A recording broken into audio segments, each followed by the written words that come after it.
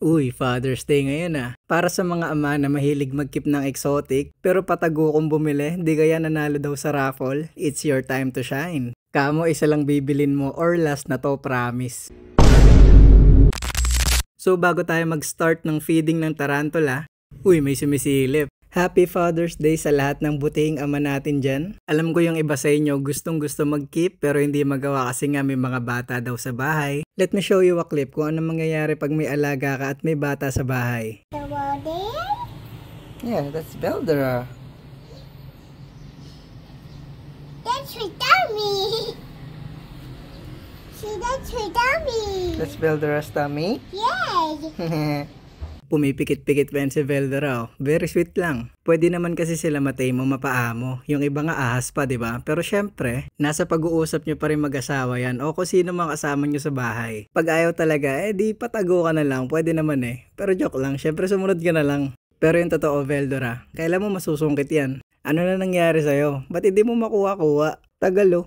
Ayan, congrats ha. Sobrang excited kumain, pati pagkuha ng pagkain, nahirapan na siya eh. Tapos mukhang dugyot na rin pala si Beldera. Liguan na natin to ulit soon. After niya kumain, bahala na ulit siya mag-isa dyan. Tabaan na ng hinamunggal eh. Next natin si Yoshi. Hindi pa niya dapat feeding pero pa Father's Day takedown niya na sa inyo to. Nga pala baka may interesado din sa inyo. May Father's Day sale dito sa Pet Cute Fauna. 1.5k na lang ang leopard gecko with legal documents and free shipping pa basta around Metro Manila kayo. San ka pa, di ba? Bali ngayong araw lang talaga yung sale na yan. Pero since gabi na ako nakapag-upload, extend natin hanggang bukas, sabihin nyo sabi ko. Yabang eh no? So ayan na, take down na si Yoshi. Bang! Ang galing! Naubos na yata yung bangis ng takedown niya last video eh no? Pero syempre di tayo bibiguin yan. Baka Yoshi yan. Diba? Pero tama na yung isa sa kanya, dami niya nakain last video eh.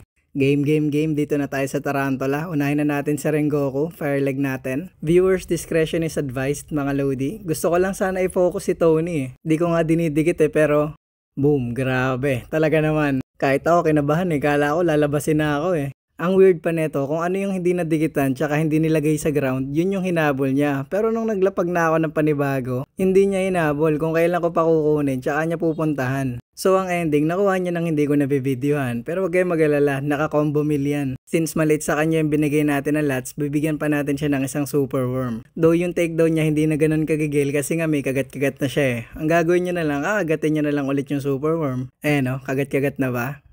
Yon. Dito lang natin nakuha na ng magandang takedown. Ikaw kasi Rengoku, taas ng ping mo eh. Next, Gramostola Full Cripes, adult male to ha. Ito promise di kayo bibiguin na ito.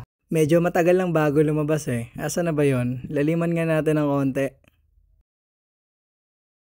Uy, easy, aba. Grabe ka talaga Perry, habol kong habol. Kala ko pati kamay ko isasama mo na eh. So, bali dalawa lang talaga sila nag-takedown. Pre-molt na yung iba natin eh. So, yan na lang din muna for today mga lodi. Bye-bye.